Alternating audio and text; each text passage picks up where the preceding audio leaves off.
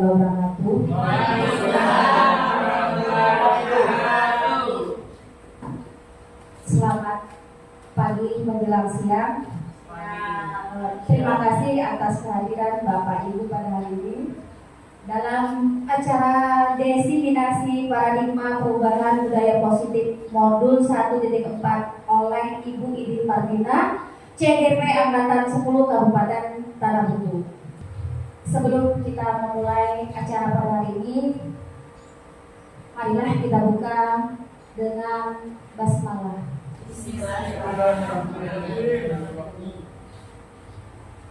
Selanjutnya untuk penjelasan tentang desiminasi paradigma perubahan budaya positif, kami serahkan kepada Ibu Idi Martina SPD. Pada beliau kami terima kasih kepada pembawa acara. Assalamualaikum warahmatullahi wabarakatuh. Alhamdulillahirabbil alamin. Allahumma shalli ala sayyidina Muhammadin wa ala alihi wa sahbihi ajmain. Terima kasih kepada Bapak Ibu yang bersedia menghadiri seminar hari ini, yaitu tentang desiminasi paradigma perubahan budaya positif. Di mana sebelumnya ulun awali, sebelum melaksanakan desiminasi ini ada satu kata-kata, satu-satunya disiplin yang bertahan adalah disiplin diri. Nah, kiranya ini membuka seminar desiminasi paradigma perubahan budaya positif. Namun sebelum lanjut ke sana, di sini saya ingin kesepakatan kelas kita dulu. Untuk desiminasi hari ini, saya minta waktu kurang lebih 1 jam. Bagaimana Bapak Ibu? Sepakat? Sepakat. Ada lagi Bapak Ibu? Supaya kita desiminasi ini berjalan dengan lancar. Ketika saya memberikan penjelasan, bisakah Bapak Ibu untuk mendengarkan dengan seksama? Insyaallah. Oke ya. Bolehkah tidakkah kalian menginginkan bolehkah kami bermain HP mungkin?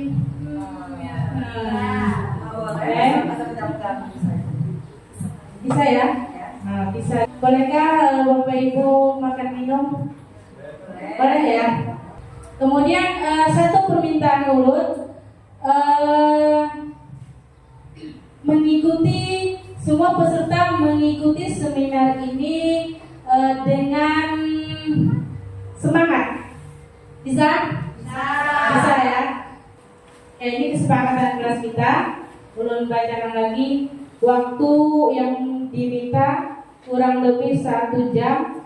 Kemudian ketika narasumber menjelaskan, audiens mendengarkan.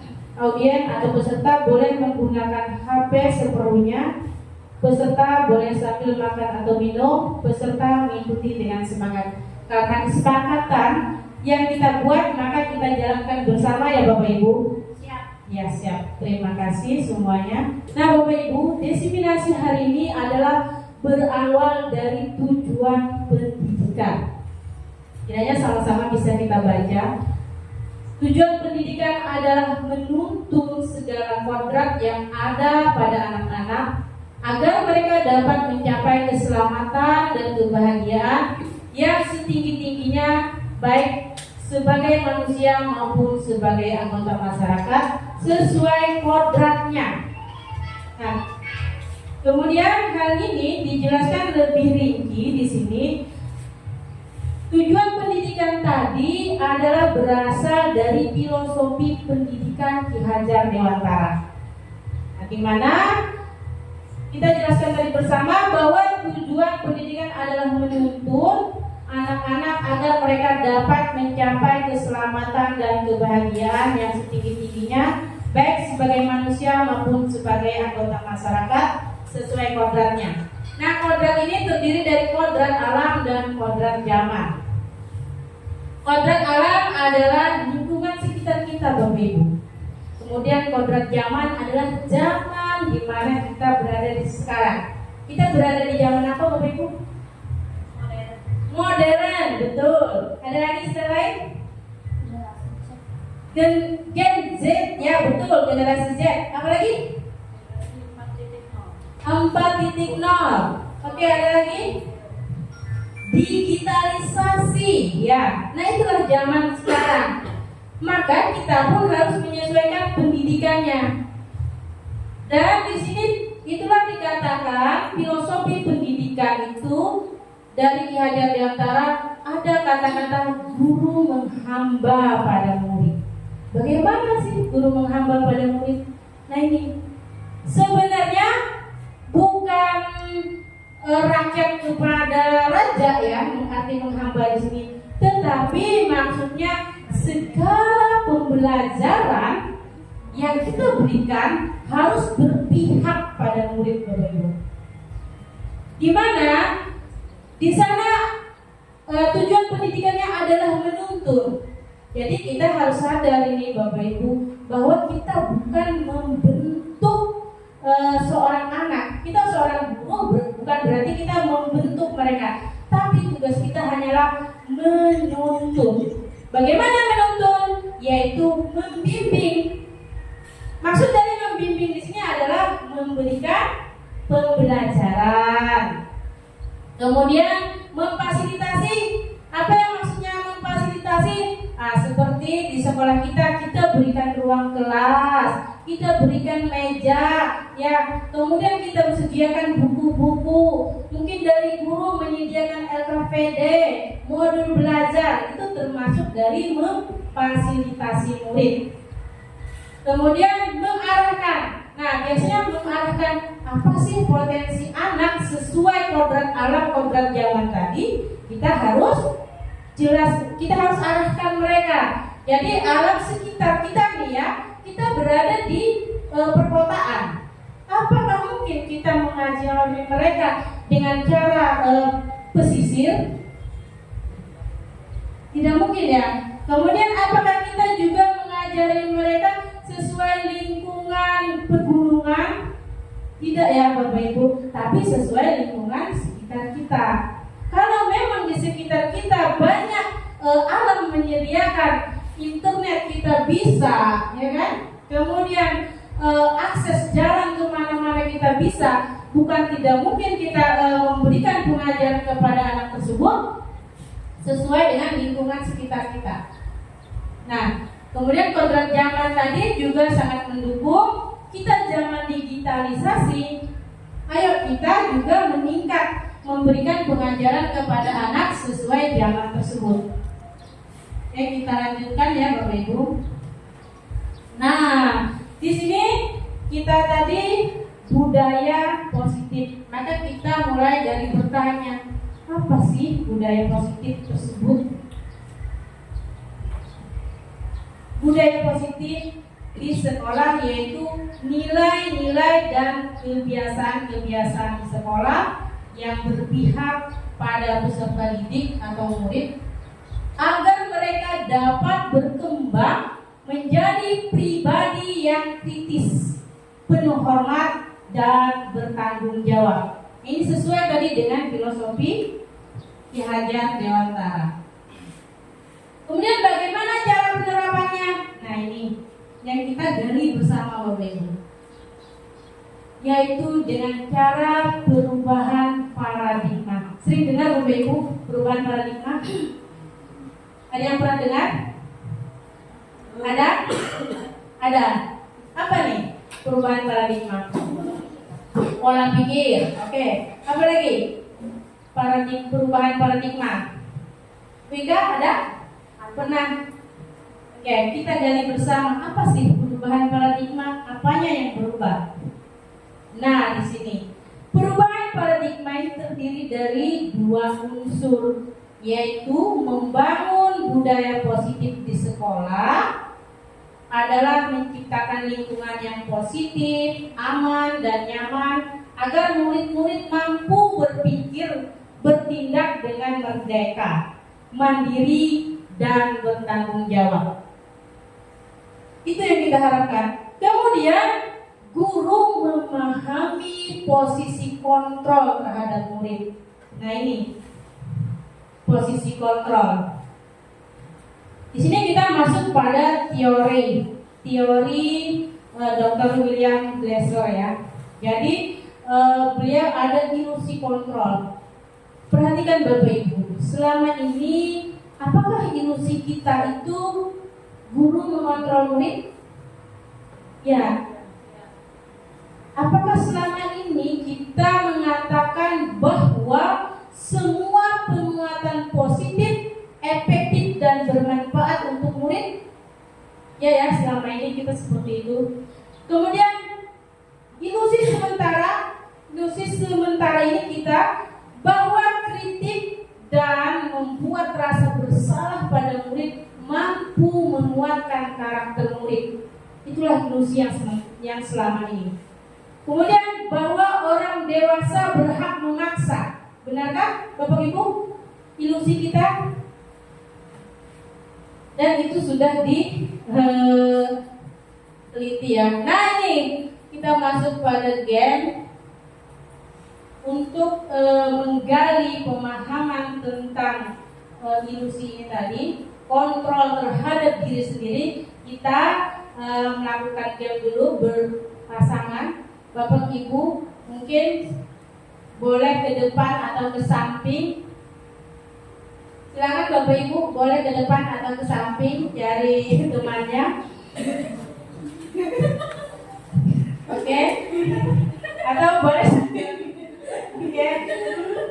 Kepalan atau genggamlah tangan Bapak Ibu masing-masing ya. Oke. Minta kepada teman atau pasangan Bapak Ibu untuk membukanya. Silakan gunakan kata rayuan, paksaan, atau kalimat bijak atau apa supaya beliau mau membukanya. Ya, gimana? Sama ini, sama Bayu, buka dong.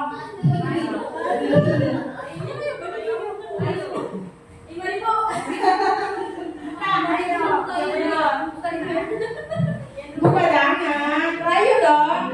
Buka dong. Ya, supaya temannya mau membuka bagaimana? Apakah Bapak Ibu ancam? Mau nggak dia diancam membuka? Jadi ditanya pian mau membuka katakan pian lah. Oke. Dan beribu macam kebaikan. Oke. Mau kan? Mau dah. Kemudian fokus dong dengan temannya. Ayo dong. Mau nggak? Mau? Buka dong. Itu doa ucapan ini. Mau nggak membuka suaranya? Sudah terbuka ya, kuning. Dengan apa lagi? Oh, didoakan ya, didoakan. Jadi mau terbuka. Oh, didoakan. Oke. Terima kasih Bapak Ibu. Ada yang merasa sadar membuka duluan. Ada yang dengan rayuan. Ya. Kenapa? Oke. Ternyata itulah posisi kontrol seseorang dengan stimulus respon. Ya, tadi kita memberikan stimulus respon terhadap teman Bapak Ibu. Kita mencoba mengubah orang agar berpandangan sama dengan kita. Ya, dulunya seperti itu ya kita ya. Tapi ternyata tidak. Menurut teori kontrol, kitalah yang berusaha memahami pandangan orang lain tentang dunia. Kemudian perilaku buruk dilihat sebagai suatu kesalahan. Itulah yang terjadi selama ini. Jika anak kita berperilaku buruk, maka berarti suatu kesalahan. Padahal menurut teori kontrol, semua perilaku memiliki tujuan ya. Jadi anak kita yang kita cap nakal, kita mudah sekali ngecap dia nakal, padahal dia memiliki tujuan atas tindakan atau perilaku tersebut. orang lain bisa mengontrol saya. Ternyata hanya kita, hanya Anda yang bisa mengontrol diri Anda sendiri. Oke. Saya bisa mengontrol orang lain, benar kan? Dibuktikan ya tadi dengan genggaman tadi. Anda tidak bisa mengontrol orang lain, Bapak Ibu. Pemaksaan ada pada saat bujukan gagal. Pernahkah kita melakukan ini pada anak kita atau pada murid-murid kita? Jika sudah dibujuk, dirayu, merasa gagal, lalu kita lakukan pemaksaan. Sering kita lakukan itu. Iya, sering sekali. Padahal yang benar adalah kolaborasi dan kesepakatan menciptakan pilihan-pilihan baru. Jadi kita harus bekerja sama sebenarnya.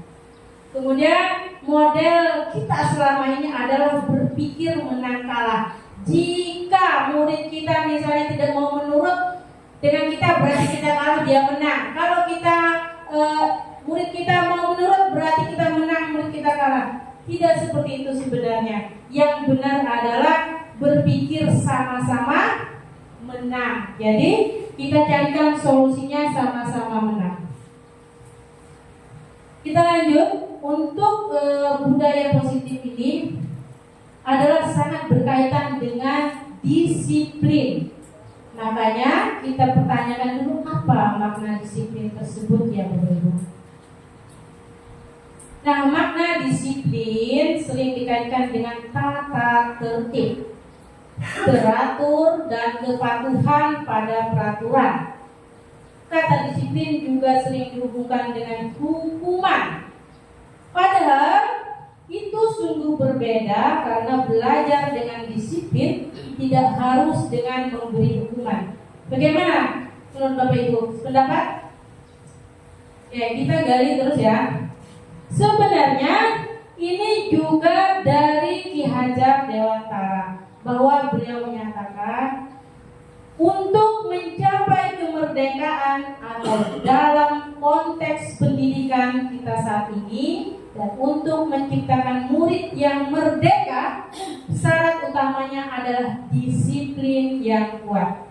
Nah, jadi Bapak Ibu mohon kepada tulisan yang saya beri warna kuning itu, merdeka dan disiplin itu sangat berkaitan. Lalu bagaimana disiplin diri memiliki motivasi internal? Nah, jadi motivasi yang terbaik, disiplin yang terbaik adalah Bapak Ibu dari dalam diri kita. Ya, dari dalam diri kita. Kemudian kita juga memerlukan pihak lain untuk mendisiplinkan kita. Ya, yaitu motivasi eksternal. Mungkin contohnya bagi saya sendiri ya Bapak Ibu. Saya memang mempunyai motivasi internal ketika ikut tes DGP kemarin ya Bapak Ibu. Tidak ada yang memaksa saya. Saya memang pengen ikut dan saya mengikuti tes demi tes. Tetapi dalam perjalanannya setelah mengikuti pendidikan guru penggerak, ada rasa kelelahan Bapak Ibu. Hingga motivasi internal itu menipis karena saya kelelahan. Tetapi di guru penggerak diberikan motivasi eksternal dari orang lain, yaitu di modul-modul itu kita harus mengerjakan. Kemudian teman sesama CGP yang semangat itu menjadi motivasi eksternal. Nah, jadi kita pun juga memerlukan motivasi eksternal. Namun yang paling penting tadi adalah motivasi dalam diri sendiri dulu. Karena sejatinya orang merdeka adalah orang, syarat utamanya adalah disiplin yang kuat. Disiplin yang kuat dimiliki dari motivasi internal. Oke, kita lanjutkan. Nah, disiplin tadi kita kembali ke disiplin ya Bapak Ibu. Di dalam tulisan ini bahwa kata disiplin juga sering dihubungkan dengan hukuman. Benarkah? Benar ya. Jika murid kita tidak disiplin, maka kita sering hukum ya Bapak Ibu. Nah, di sini ada teori motivasi perilaku manusia untuk menghindari ketidaknyamanan hukuman apa yang akan terjadi apabila saya tidak melakukannya. Kemudian yang kedua, untuk mendapatkan imbalan dari orang lain atau institusi, apa yang akan saya dapatkan apabila saya melakukannya. Kemudian itu motivasi eksternal semua Bapak Ibu. Yang ketiga, untuk menghargai diri sendiri, menjadi insan sesuai harapan kita. Saya akan menjadi orang yang seperti apa bila saya melakukannya. Ayo Bapak Ibu, kita menarik diri dulu ke dalam diri sendiri. Kita nih sering datang tepat waktu, misalnya pulang jam sesuai waktunya. Apa yang selama ini kita harapkan? Menghindari ketidaknyamanankah? Atau ingin mendapat pujiankah? Atau memang itu dari dalam diri kita Bapak Ibu? Gimana? Nomor satu, motivasi eksternal ya. Berarti menghindari ketidaknyamanan atau hukuman. Motivasi eksternal. Kalau saya sering membuat status ya, bahwa I'm EOA Education Zone, saya bilang.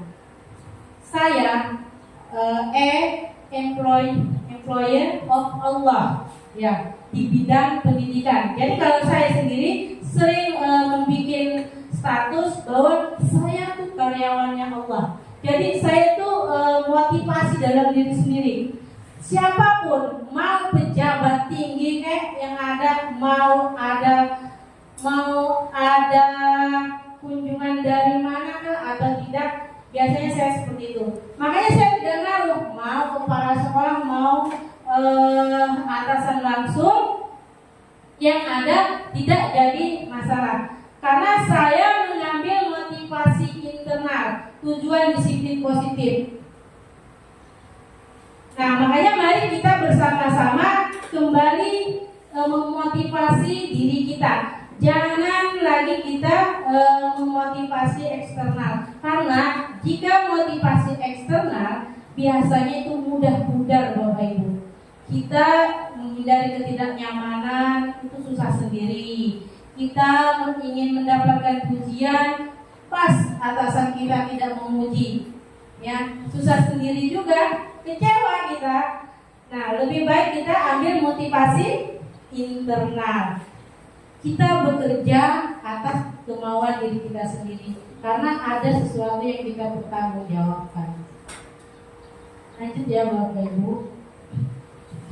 Dari semua tadi kita ingin menuju nilai-nilai kebajikan universal. Sebenarnya banyak ini nilai-nilai kebajikan universal, namun saya sarikan di sini adalah nilai untuk mewujudkan profil pelajar Pancasila. Dimana kita sudah tahu semua bahwa nilai itu yaitu beriman, mandiri, bernalar kritis, berkebinekaan global, bergotong royong, dan kreatif ya Bapak Ibu.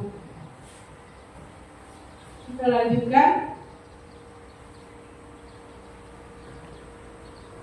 Untuk membangun budaya positif Bapak Ibu, itu dari lingkaran paling kecil adalah peraturan kelas.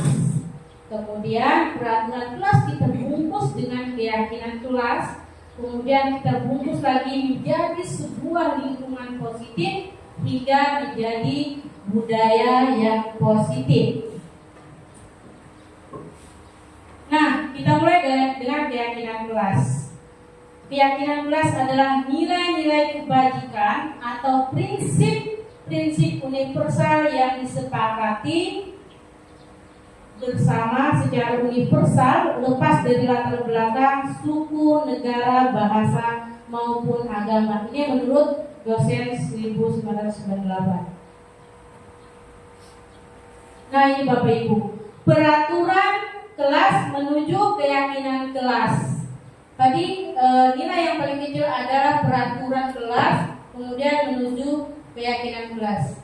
Oke Bapak Ibu, kita sering di peraturan kita biasanya dilarang menyontek, dilarang melakukan kekerasan, bergantian atau menunggu giliran, dilarang merokok, jangan berlari di kelas atau koridor. Nah, ini di sini saya ingin mengajak Bapak Ibu semua untuk menjadikan keyakinan kelas.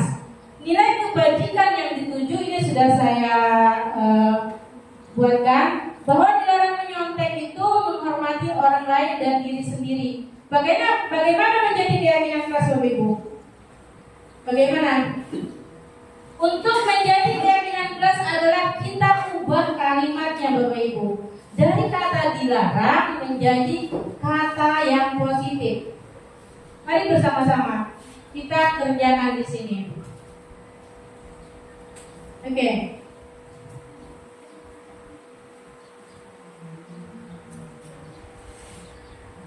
Bapak Ibu bisa memahami di sini? Untuk menjadikan peraturan dengan nilai kebajikan yang kita tuju, maka kita harus membuat keyakinan kelas, yaitu dengan cara mengubah kata dilarang menjadi kalimat positif. Bagaimana? Bisa dibantu? Oh, tidak kelihatan. Kecil ya. Ini kan saya pengen ketik nih nanti. Dilarang menyontek, nilai kebajikan yang dituju adalah menghormati orang lain dan diri sendiri. Maka kita jadikan keyakinan kelas itu dilarang. Tadi dilarang menyontek tadi, kita jadikan kalimat positif. Jangan ada kata dilarang menyontek lagi. Kalau dilarang menyontek, dia mindsetnya oh menyontek gitu, langsung dia tangkap menyonteknya gitu. Betul, mengerjakan tugas dengan tanggung jawab. Bagus. Mengerjakan tugas dengan tanggung jawab.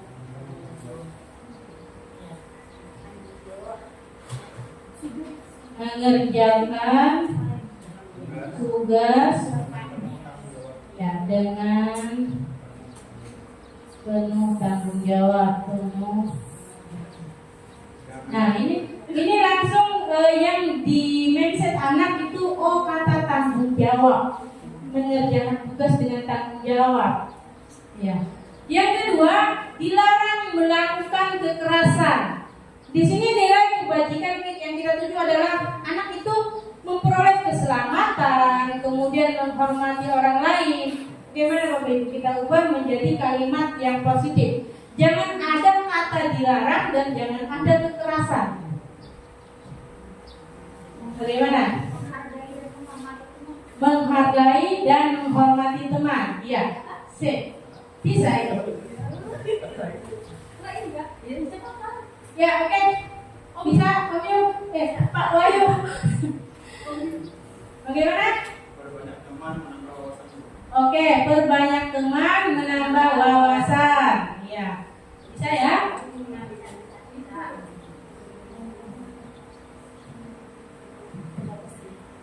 Perbanyak teman.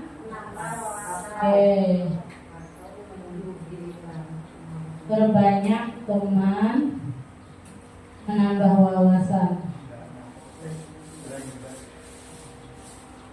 Menambah wawasan.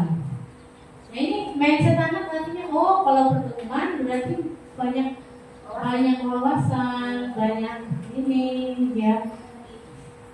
Kalau kata melakukan kekerasan itu di mindsetnya dia kekerasannya yang teringat. Oke, lanjut. Bergantian atau menunggu giliran. Oke. Yang nilai yang kita tuju adalah menghormati orang lain, kesabaran. Ya. Gimana? Supaya ini menjadi kalimat positif di dalam menjadikan keyakinan kelas. Bergantian atau menunggu giliran. Gimana Bapak Ibu? budayakan antri. Bisa? Atau ada yang lebih lagi? Bergantian atau menunggu giliran. Gimana? Pak Wahyu, Pak Dede, Pak Nur? Bergantian? Oke, bergantian. Ini sudah ada kata bergantian atau menunggu gilirannya. Kita jadikan kalimat yang lebih baik lagi. Budayakan antri ya Bapak Ibu. Oke, budayakan antri.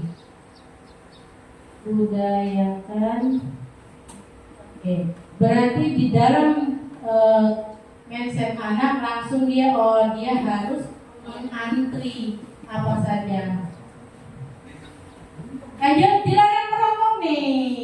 Gimana nih? Jangan ada kata-kata merokoknya. Ayo. Jagalah. Sadarlah akan kesehatan. Sadarlah. Oke, akan kesehatan. Oh yuk. Oh. Jauhi rokok sudah bisa. Kata-kata jauhi. Iya, jauhi. Ya, anaknya rokok yang dijauhi. Harus smoking ya. Kesehatan, keselamatan. Apa tadi? Sadar? Tadi apa tadi? Sadar kebersihan dan kesehatan. Sadar. Ya, sadar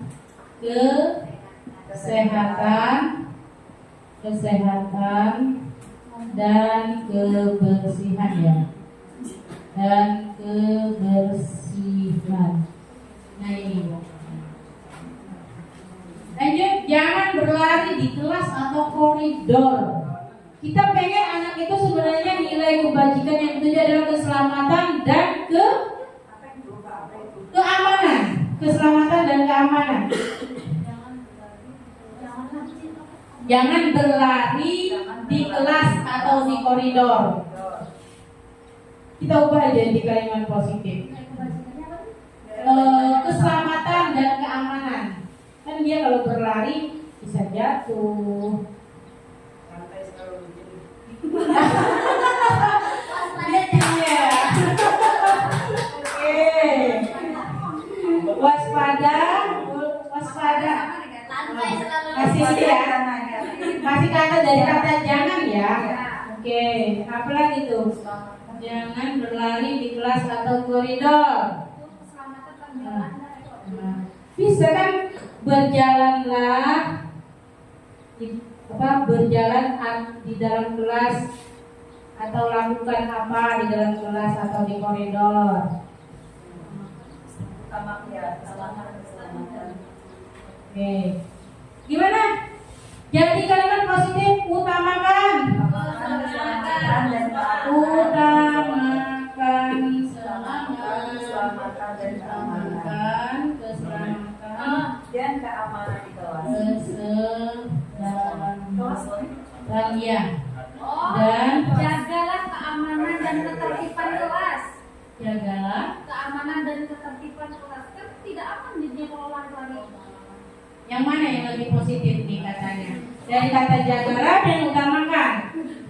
Utamakan keselamatan dan apa tadi? Dan keamanan di kelas. Subhanallah. Kelas.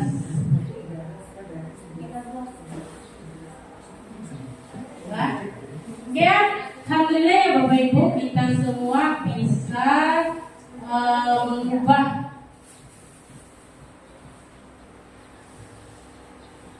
peraturan menuju keyakinan kelas dan nilai kebajikan yang dituju tadi.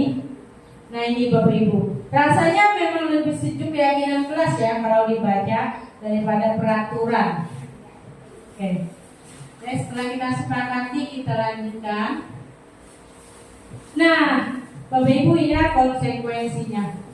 Peraturan kelas biasanya menimbulkan hukuman. Ya. Kalau ada peraturan biasanya hukuman. Tetapi jika ada keyakinan kelas maka ada konsekuensi. Gimana cara membedakannya Bapak Ibu? Peraturan kelas. Peraturan kelas biasanya hukuman, tapi kalau keyakinan kelas konsekuensi. Misalnya gini Bapak Ibu, ada anak murid kita terlambat nih, lalu kita suruh keliling lapangan. Itu peraturan apa keyakinan Bapak Ibu?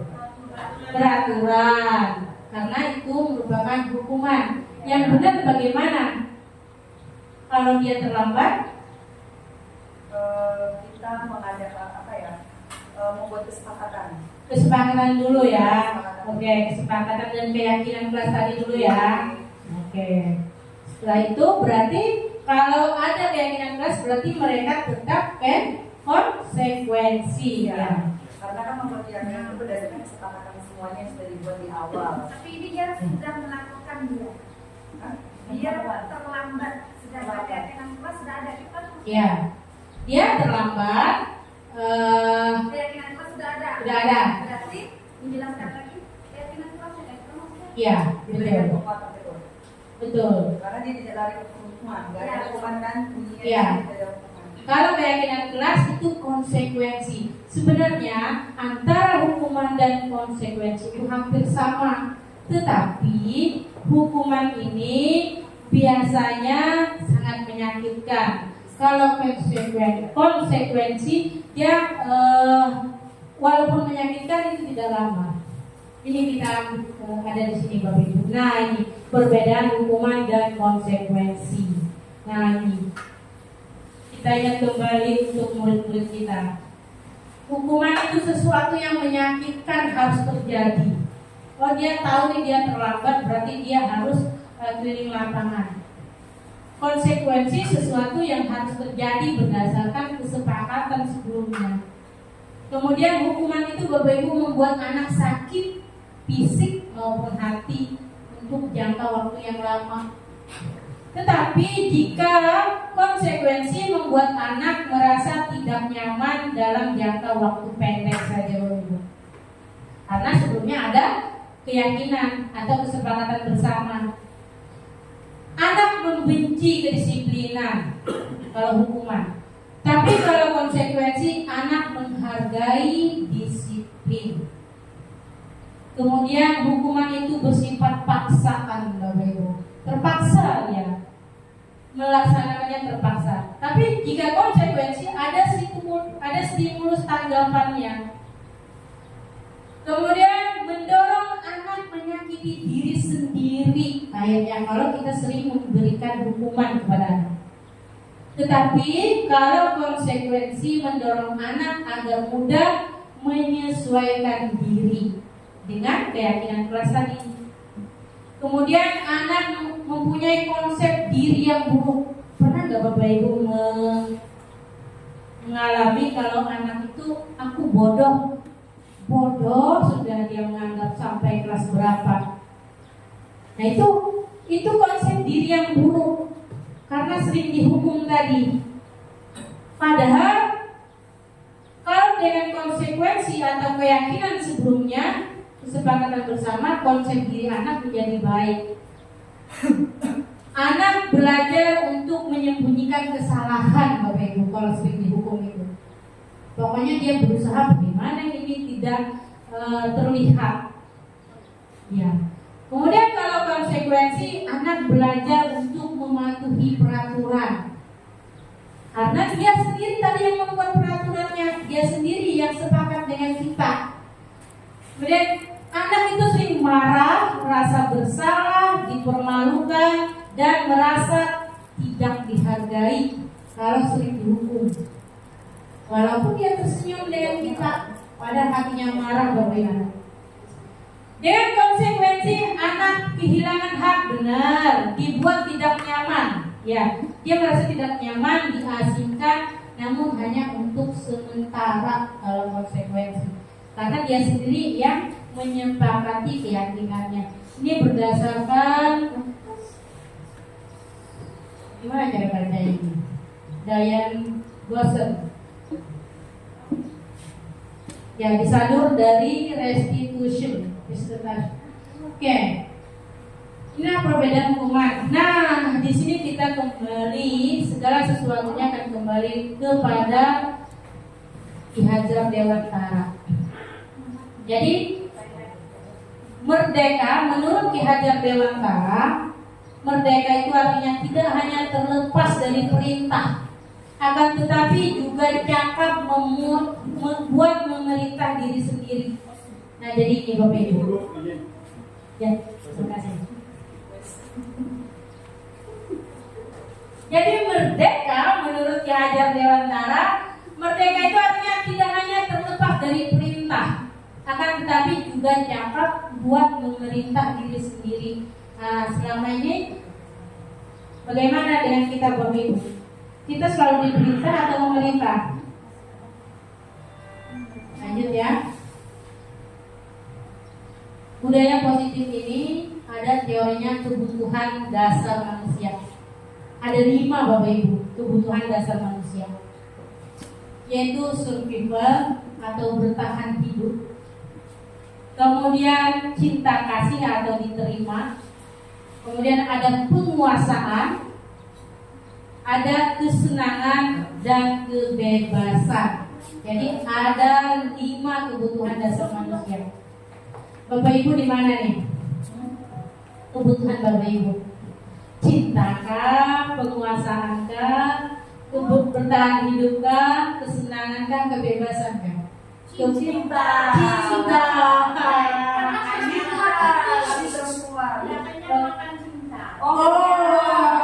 Maunya apa Bu?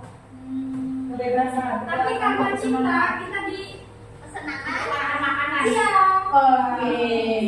Sumbernya cinta. Cinta kasih atau diterima. Jadi Bapak Ibu sering yang Ibu butuhkan adalah cinta kasih atau diterima ya Bapak Ibu. Oke. Yang kita gali lagi. Nah, ini contoh kasus murid kita ya Bapak Ibu. Ibu Ani, guru kelas 5, sedang bingung menghadapi ulah satu siswa di kelasnya. Agus namanya Bapak Ibu. Beberapa anak telah datang mengeluhkan Agus ya seringkali meminta bekal makan siang mereka dengan paksa. Si Agus nih minta terus Bapak Ibu. Ya benar tuh. Ya. Nah, jika Anda menghadapi situasi-situasi seperti Bu Ani, apa yang Anda lakukan? Menurut Bapak Ibu, kira-kira alasan Agus melakukan itu apa Bapak Ibu? Menurut kebutuhan dasar manusia, cintakah, penguasaankah, kesenangankah? Ada contohnya menurut kita yang sering minta? Ada. Banyak ya menurut Nilo ya. Oke, nanti pernah juga Bu, nanti. Oh bisa juga ya. Oke, kira-kira ya Andre, apa nih kebutuhan si Andre? Kebutuhannya kasih sayang ya ini. Kasih sayang. Oke. Kita kasih semua kebutuhan dia. Oke, Dia ini diperhatikan. ini diperhatikan ya. Oke, kita gali di sini. Iya, memang perhatian. Iya. Baiklah. Nangis banget Andres malam.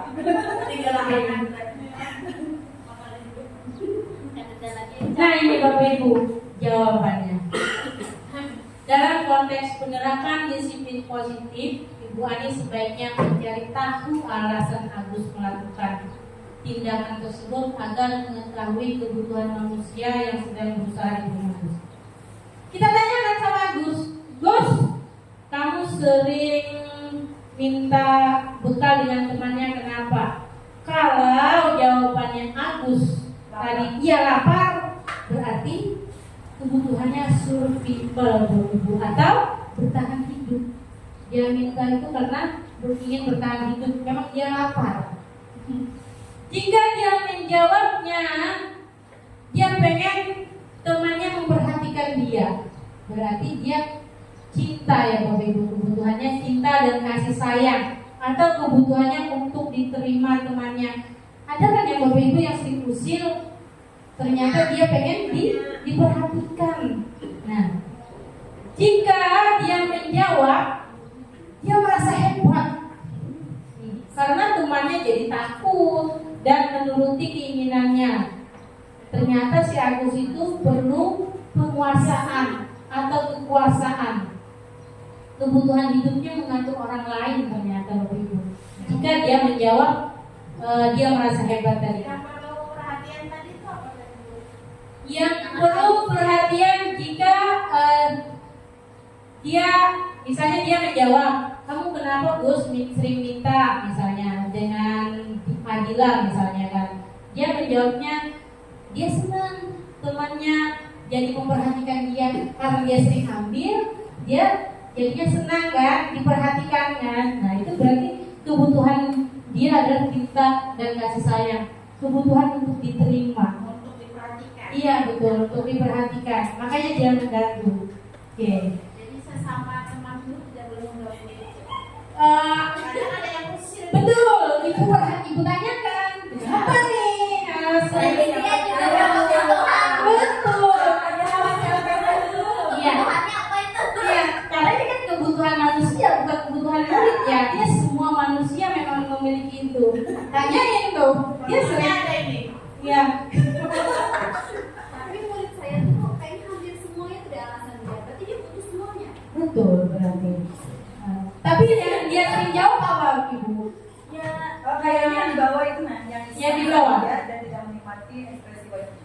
Dan dia nanti menikmati Tapi ekspresi. karena dia memang lapar satu ya, karena dia butuh diperhatikan juga, dia merasa aku hebat nih sebagai teman-teman Iya, sama cuma aku ya dua. Komplit ya Bapak Ibu. Semuanya. Semuanya. Berarti dia memerlukan semua. Apabila dia menjawab merasa bosan dengan bekal yang dibawa ibunya selalu itu saja, berarti dia pengen kebebasan, kebutuhan akan pilihan. Gitu. Berarti dia minta dibebaskan itu, memilih. Tanyain nanti apa jawaban dia. Memang itu suka-suka aku. Oh gitu. Dan ternyata temannya yang jahil, kata temannya yang bosan melihat dia bohong tapi tahu. Ayam lagi. Oke. Kalau dia jawabannya iseng saja dan dia menikmati ekspresi wajah temannya, sering kan? Ini banyak sering. Kalau yang ditanya tuh orang ketawa-ketawa aja, Ya. berarti dia senang. Iya, berarti kebutuhannya adalah kesenangan. Cuma dia tertekan Bu, jadi sekolah dia mencari kesenangan. Oke. Ada nih yang bila ditakuni ketawa. Ketawa. Nah, berarti itu kesenangan kebutuhannya. Kesenangan. Dia perlu kesenangan. Oke, kita lanjutkan Bapak Ibu. Tadi di kebutuhan manusia. Nah, ini kita posisi kontrol guru, 5 posisi kontrol guru. 5 posisi kontrol gurunya adalah menghukum, pembuat merasa bersalah, teman, pemantau, manajer. Ibu di mana nih, Bapak Ibu? 5. Di penghukum kasih kayak Bapak Ibu menghukum temannya. Pernah ya? Pembuat merasa bersalah, Pernah ya? teman. 5 posisi kontrol guru. Salam bahagia Ibu dan Bapak Guru hebat. Dalam penerapan disiplin positif restitusi, salah satu program yang dikembangkan adalah 5 posisi kontrol. 5 posisi kontrol dalam restitusi adalah proses perjalanan seorang pendidik agar dapat mengenali dirinya.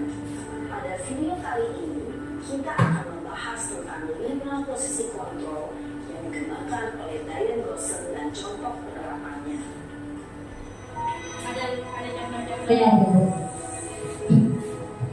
Kita sambil melihat ini, kita kembali pada diri kita, di mana kita selama ini. 1. Posisi penghukum. 2. Posisi pembuat merasa bersalah. 3. Posisi teman. 4. Posisi pemantau atau monitor. Dan 5. Posisi manajer. Untuk lebih memahami kelima posisi tersebut, mari kita saksikan kasus Narel yang terlambat hadir 20 menit di sekolah dan melihat bagaimana kelima posisi kontrol dalam menghadapi masalah tersebut.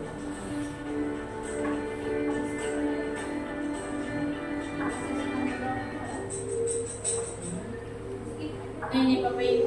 Ini contoh posisi menghukum. Perhatikan Bapak Ibu posisi gurunya. gebut nih. Sini kamu. Selalu terlambat. Kamu nih pasti terlambat. Aku saya Apa? Apa coba? Alasan kamu apa lagi? Kapan sih kamu tidak terlambat? Malas sekali ya kamu jadi anak. Langsung ngomong. Dasar pemalas. Gak Langsung apa aja. sih kamu. Sudah berapa kali terlambat? Sana, kamu keliling lapangan basket. Langsung memberikan hukuman buat mereka. saya harus ke lapangan basket, Bu. Kenapa? Kamu melawan ibu. Berani-beraninya jawab. Sudah terlambat, masih berani jawab pula. Sekarang, keliling lapangan basket 5 kali sekalian. Langsung ditambah. Lapangan basket. Oke, itu posisi pemukul berbeda. Nyambung menghardik, menunjuk-nunjuk. Menyakiti dan menggigit. Hukuman bisa berupa fisik maupun psikis. Ibu dan bapak guru hebat. Dampak yang terjadi pada murid ketika guru berada pada posisi terpukul adalah murid cenderung akan Dendam Bapak Ibu ya. bahkan terlibat dendam. Tidak menyukai pelajaran kita. Kalau kita sering menghukum. Posisi yang kedua, pembuat merasa bersalah. Apakah kita pernah di sini juga?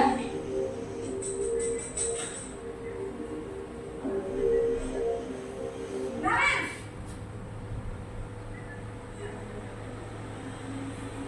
Selamat pagi, Bu. Naren! Kamu kenapa terlambat lagi, nak? Ya Tuhan, Naren. Kamu senang ya bikin ibu susah ya? Bener banget dari kuat. Itu yang ditegur bapak kepala sekolah.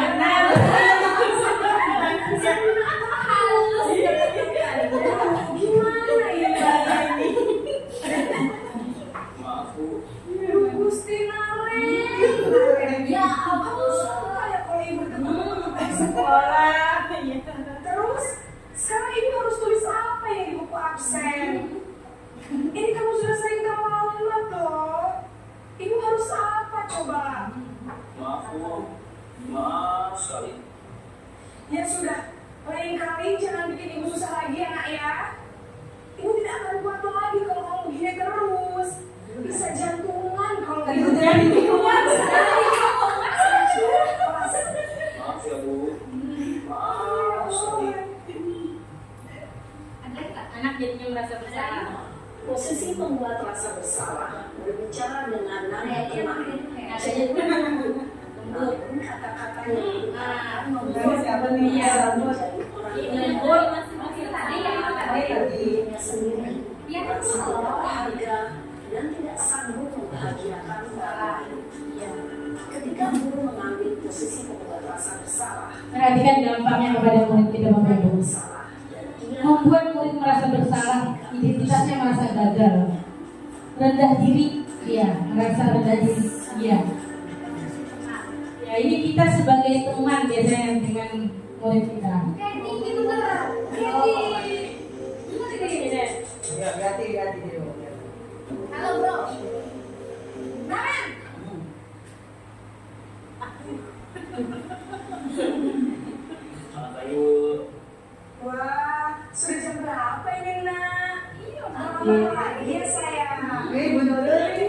Habis ibu saya lupa banget saya, Bu. Kamu malah menyalahkan ibu kamu.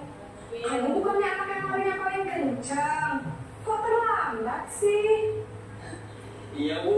Saya memang terlambat bangun tadi. Jadi biar bisa kencang tetap nggak ada kejar, Bu.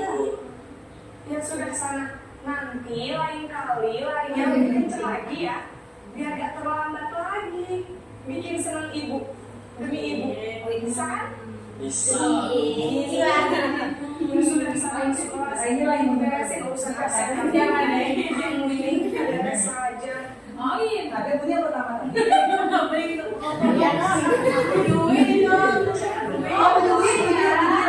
Oke. Dia sayang.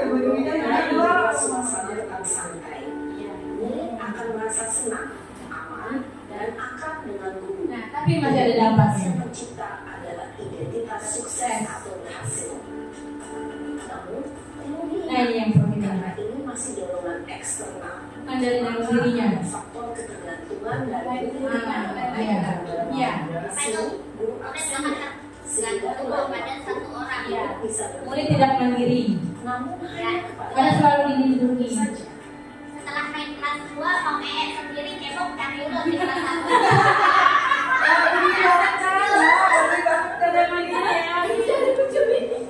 Sudah kelas 2 mau anak cebok mencari urut di kelas 1. Ini pemantau Bapak Ibu. Pemantau. Iya. Selamat pagi Bu. Nah, Ren, apa peraturan sekolah kita tentang jam berapa kita harus masuk sekolah, nak? Kita harus di sekolah jam 7 Bu. Iya, betul. Sekarang sudah jam 7.20. Kemarin sudah tahu konsekuensinya jika terlambat hadir. Paham Bu, saya harus tinggal kelas pas jam istirahat selama 20 menit. Iya, benar. Konsekuensinya demikian. Jadi nanti jam 9.30 pas istirahat, kamu harus tinggal di kelas, kerjakan tugas tambahan untuk ketertinggalan kamu, ya? Baik Bu. Posisi pemantau mengandalkan penghitungan atau data untuk mengontrol murid. Guru mengarahkan murid berdasarkan peraturan dan konsekuensi. Seorang pemantau menunjukkan bahasa tubuh dan ekspresi wajah yang datar dan cenderung formal.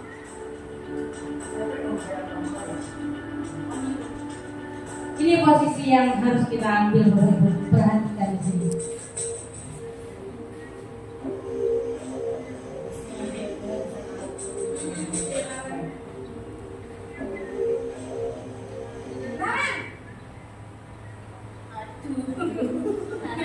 Selamat pagi Bu. Selamat pagi, Naren. Maaf Bu, saya terlambat. Iya, sekolah masuknya jam 7, sekarang sudah jam 7.20. Jadi sekarang bagaimana ini, Naren? Maaf Bu, saya lupa setelah alarm saya semalam. Baiklah, menurut kamu, keyakinan sekolah yang mana yang perlu kamu tingkatkan? Menghargai diri sendiri dan orang lain mungkin ya Bu. Setuju. Jadi, apakah Naren meyakini prinsip saling menghormati tersebut? Iya Bu. Menanyakan keyakinan kelas. Apakah Naren bersedia memperbaiki masalah keterlambatan ini? Bersedia Bu. Menanyakan kesediaan Bagaimana dia. kamu akan perbaiki masalah keterlambatan ini? Saya akan coba untuk tidak lupa menyetel alarm saya Bu. Baik, kalau Naren lupa menyetel alarm di rumah, ada orang yang kira-kira bisa bantu mengingatkan tidak? Ada Bu. Kata saya, Kak Emma. Ada lagi selain Kak Emma? Selain Kak Emma, ada ibu saya. Baik, jadi yang mengingatkan Naren adalah Kak Emma dan ibu kamu ya? Kira-kira akan mulai alarm kapan nih, Naren? Setelah pulang sekolah, akan segera saya lakukan. Baik. Dia langsung tahu apa yang Naren akan akan dia setel lakukan. alarm untuk bangun besok pagi dan akan diingatkan oleh kakak dan ibunda Naren ya. Ada lagi yang mungkin perlu dilakukan, Naren, agar tidak terlambat bangun lagi. Tidak ada Bu. Baik, Naren. Terima kasih untuk kerjasama kamu. Sekarang kamu perlu kembali ke kelas untuk belajar. Baik Bu, terima kasih. Dia sudah tahu konsekuensinya. Posisi manajer adalah posisi kontrol yang disarankan untuk Ini yang disarankan Bapak Ibu untuk kita semua. positif, yaitu murid yang mandiri, bertanggung jawab, dan dapat memecahkan masalah. Tujuan dari posisi ini adalah agar murid dapat berefleksi atas tindakannya. Guru akan dengan tulus memberikan Ya, murid mandiri, percaya diri, dan dapat memecahkan masalah dia. mencari sebuah solusi untuk menyelesaikannya. Ya. Ibu dan bapak guru hebat, setelah mengamati adegan kelima posisi kontrol tadi, kira-kira posisi Mana yang ideal Bapak Ibu? posisi mana yang dapat menunjang motivasi intrinsik murid? Ya, tentu posisi manajer. Posisi ini memang posisi ideal yang ingin dituju setiap pendidik. Pada posisi inilah, guru dapat menerapkan disiplin positif yang berpihak pada murid, yang memerdekakan murid. Perjalanan seorang pendidik tentunya tidak mudah untuk sampai pada posisi seorang manajer. Kita harus berproses. Kita pasti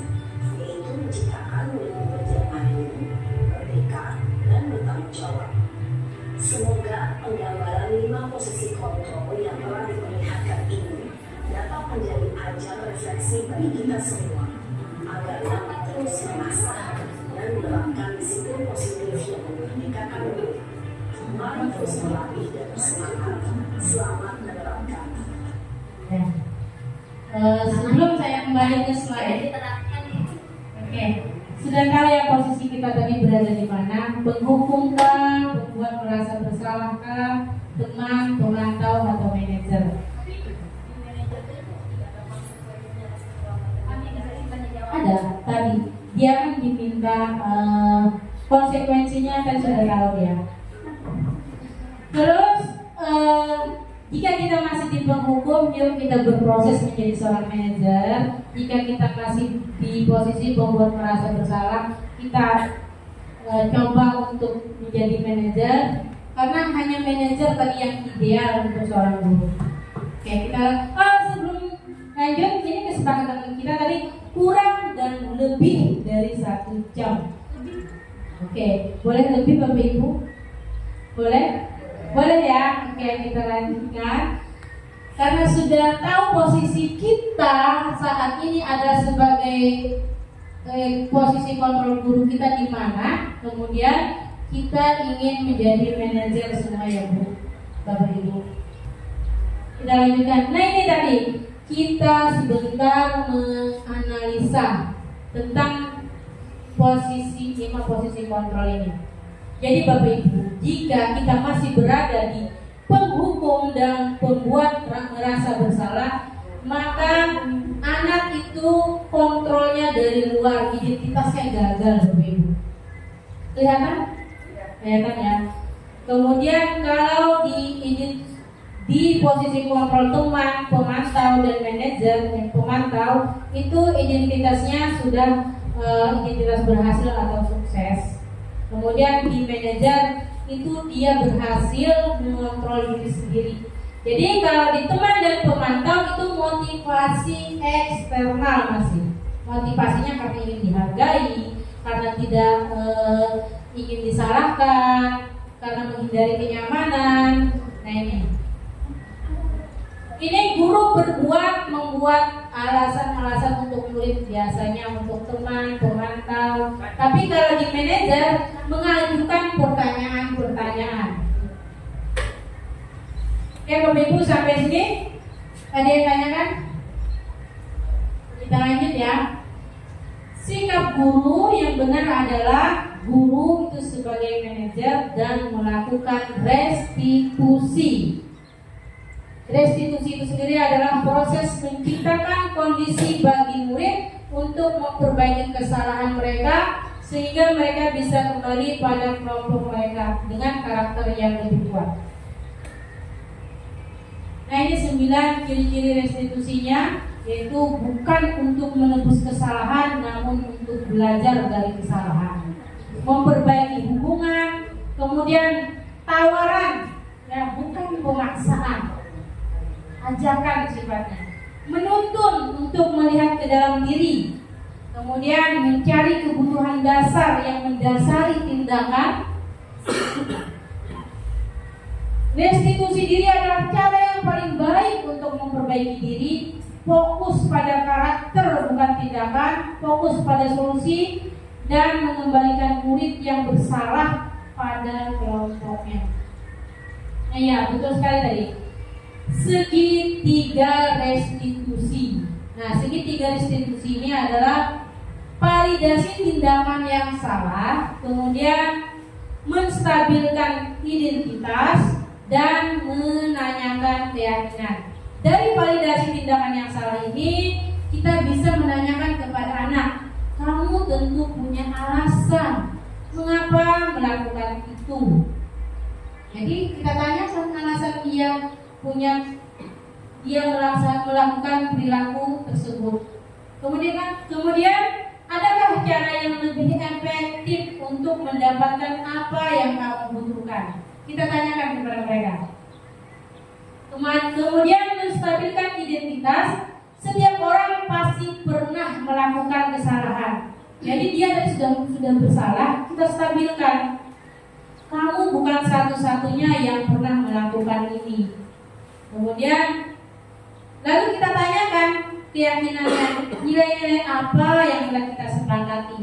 Kemudian kamu ingin menjadi orang yang seperti apa. Ini segitiga restitusi yang harus kita lakukan sebagai seorang guru. Nah di sini ada saya praktek kemarin, melakukan segitiga restitusi ya Bapak Ibu. Kasusnya adalah Raisa tidak terima pekerjaannya dicontek oleh temannya. Raisa marah dan tidak bisa menahan emosinya. Ya,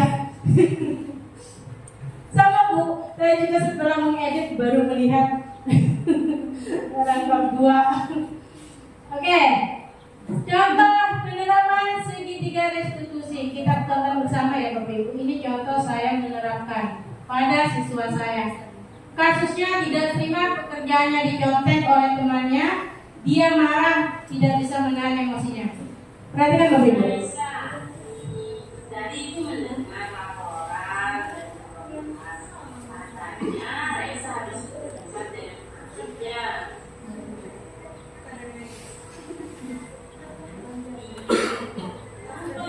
Raisa sampai kesal. Nah, kita menanyakan dulu Bu. Menanyakan. Mister.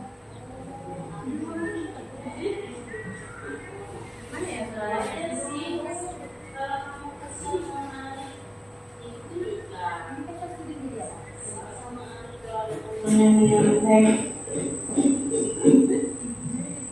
Lalu apa yang tadi kelas yang Raisa lakukan sama Mary?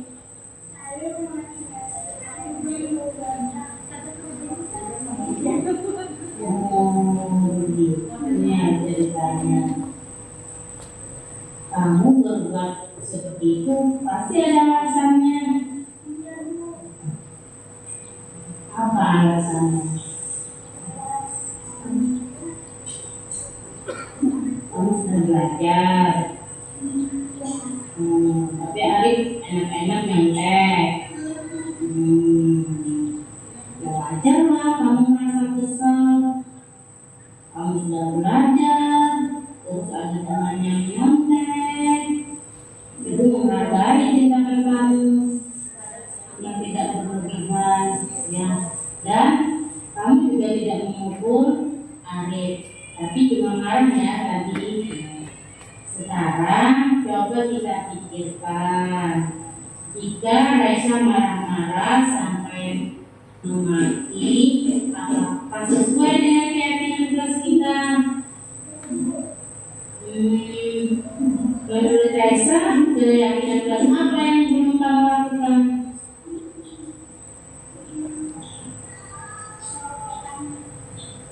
Sopan dan santun, menghargai.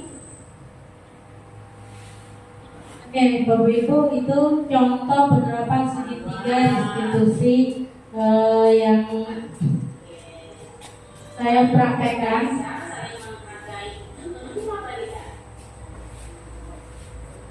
Menanyakan keyakinan kelas Bapak Ibu yang terakhir. Apa yang Raisa lakukan kalau sedang marah?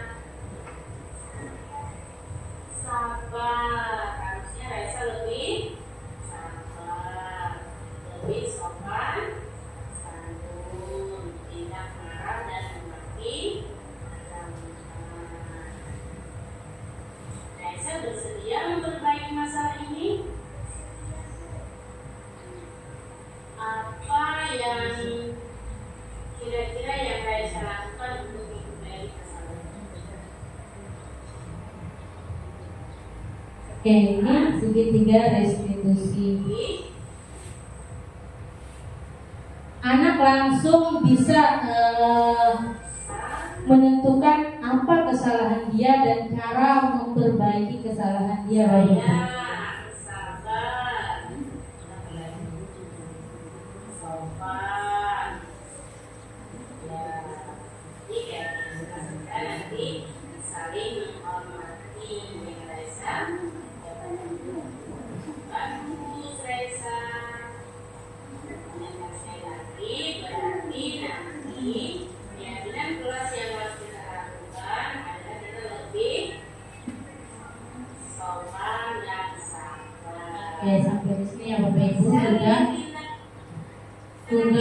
mengetahui dan kita memberikan penghargaan atas apa yang sudah bisa dia perbaiki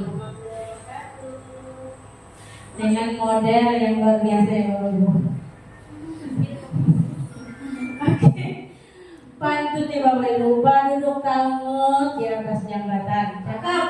Cakep. Iba tuh datang si Ahmad membawa lakatan. Penyampaian ulun cukup sekian.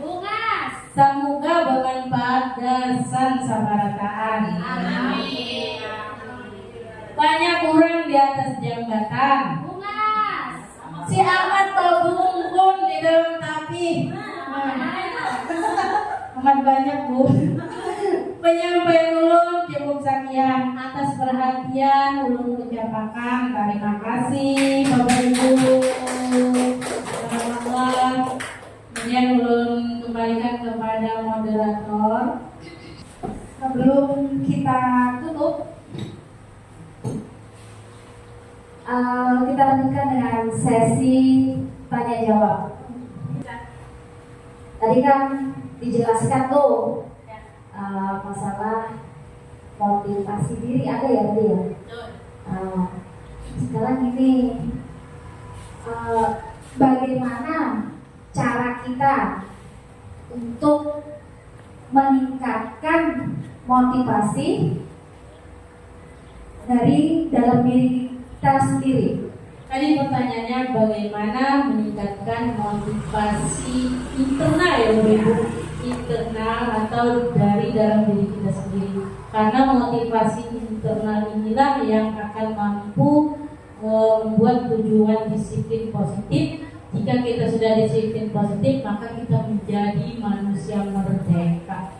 Nah, bagaimana caranya? Ya, menurut pengalaman saya, untuk meningkatkan motivasi dalam diri, kita menengok ke dalam diri sendiri dulu Bapak Ibu. Jadi istilahnya kalau di dalam agama kita itu ada beberapa pertanyaan. Ya, dari mana asal kita? Apa yang kita sedang lakukan, lalu mau kemana akhir diri kita? Itu harus kita jawab Bapak Ibu. Jadi dari mana asal kita nih? Asal kita dari mana? Tentunya dari Tuhan yang Maha Esa ya Bapak Ibu. Kita diciptakan oleh Tuhan yang Maha Esa. Lalu apa yang harusnya dilakukan sebagai seorang yang sudah diciptakan?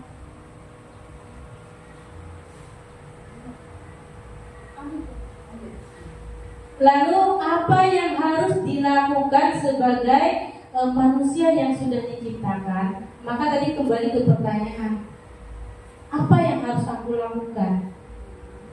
Kalau di dalam Islam, maka ada panduannya Bapak Ibu, bahwa manusia diciptakan untuk ibadah Bapak Ibu. Hanya untuk ibadah. Ya, hanya untuk ibadah kepadaku kata Allah. Ya. Jadi apa sih kata ibadah itu tadi? Ya tadi bekerja karena Allah, mengajar karena Allah, memasak karena Allah. Apapun yang kita kerjakan itu karena Allah, karena Tuhan kita, karena Sang Pencipta kita. Nah itu bisa muncul. Makanya kita tidak perlu atasan, tidak perlu bawahan kalau memang sudah ada unsur intrinsik tadi. Kita tahu tujuannya. Dan tadi mau kemana akhir hidup kita? Mau kemana akhir hidup kita Bapak Ibu? Kemana akhir hidup kita? Kembali kepada Tuhan kita. Untuk kembali kepada Tuhan kita, apa yang kita bawa? Ya kan Bapak Ibu? Sudahkah kita mengerjakan yang ibadah tadi? Nah seperti itu. Itulah caranya untuk meningkatkan motivasi intrinsik. Jadi kita memang harus mengenal diri kita dulu. Jika kita sudah mengenal diri kita, maka kita tahu tujuan hidup kita. Ya. Gak ada sanggahan lagi begitu. Terima kasih atas jawabannya.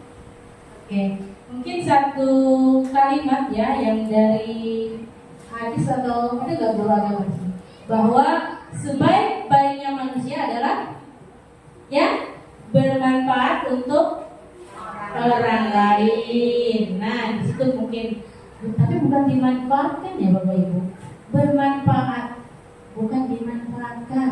Kalau dimanfaatkan capek kita. Oke, ya. Demikian penjelasan saya. Nah, tidak ada pertanyaan lagi. Kita ucapkan kepada terima kasih kepada Ibu narasumber, Bapak Ibu guru yang berhadir pada hari ini. Alhamdulillah acara telah selesai. Marilah sama-sama kita tutup dengan membaca hamdalah. Alhamdulillahirabbil alamin. Sekian dari saya, salam hilaf, mohon maaf. Wassalamualaikum warahmatullahi wabarakatuh. Waalaikumsalam warahmatullahi wabarakatuh. Terima kasih semuanya. Sekitar 13 tahun untuk menjadi guru kelas 1 itu. Jadi mungkin yang pertama itu Ulun melakukan di kontrol posisi teman nomor 3 berarti. Nah itu Ulun menyadari itu. Tapi setelah beberapa tahun belakangan ini ya, sekitar 2-3 tahun belakangan ini, itu kayaknya Ulun berubah deh. Berubah menjadi 4. Nomor 1 tadi apa itu? Penghukum. Iya, faktornya. Nah, faktornya itu sepertinya dari anak-anak sendiri sih. Kalau menurut Ulun pribadi ya, karena semakin tahun menurut Ulun itu anak-anak ini luar biasa. Seiring perkembangan zaman ya. Entah itu seiring perkembangan zaman atau pola zaman kita ini kan memang sudah berubah loh. Jadi kebiasaan anak-anak terus bisa jadikan teman, mungkin sekarang susah, jadinya itu tidak bisa lagi untuk diatur dengan cara kontrol teman tadi itu sudah nggak bisa. Karena apa? Karena dia semakin semakin merasa Betul. kita melunjak. Iya, kalau betul. sekarang. Kalau dulu dia bahasanya itu kalau kita sayangi itu dia sayang nurut gitu kan. Kalau anak sekarang kayaknya nggak bisa Bu. Jadi semakin melunjak. Jadi ya nakalnya itu seolah-olah kayak dia merasa didukung, ini nanti nggak dimarahin dulu sama ibu. Iya, memang Dia berpikirnya seperti itu. Betul. Jadi dengan seiring berjalannya waktu dengan sendirinya karena dari anak-anak itu sendiri, berubahlah pola kontrol guru tadi. Guru tadi berubahlah jadi Ke level 1 turun berarti. tingkatan turun. Dan untuk tingkatan Identitas tingkatan kelas yang sama. Kelas yang sama. Ya, Berarti yang selama kurang lebih 13 tahun. mulanya dengan kasih sayang ya, dengan kasih sayang dan ternyata tidak sesuai dengan harapan kita. Akhirnya kita tanpa kita sadari kita menuju ke level yang pemukul. berarti turun. Iya, karena kondisi di lapangannya seperti itu dan tanpa kita sadari kita langsung menjadi seorang pemukul. Karena apa? Sekarang tuh kayaknya kalau nggak seperti itu anak-anak itu tadi semakin melunjak dia. Jadi kayaknya sekarang itu memang harus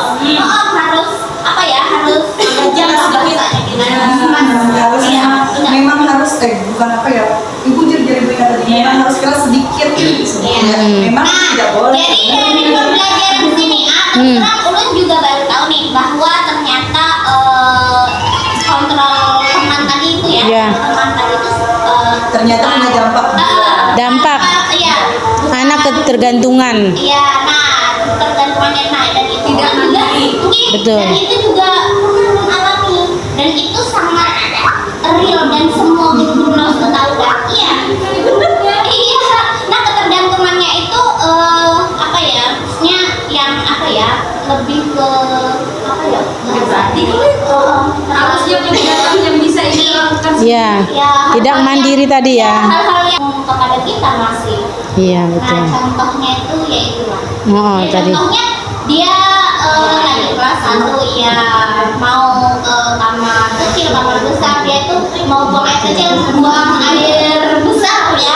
Itu juga masih gurunya, dibantu gurunya sampai naik ke kelas 2. Dan naik ke kelas 2 otomatis gurunya nggak mau dong. Pastinya kan gurunya berpikirnya ayo bisa sendiri. Beda karakter lagi. Dan ternyata dia masih mencari guru kelas 1-nya. Oh, ketergantungan tadi. Baik ya. Iya, tapi anaknya sekarang udah SMA. Sip. Jadi malu menurut saya.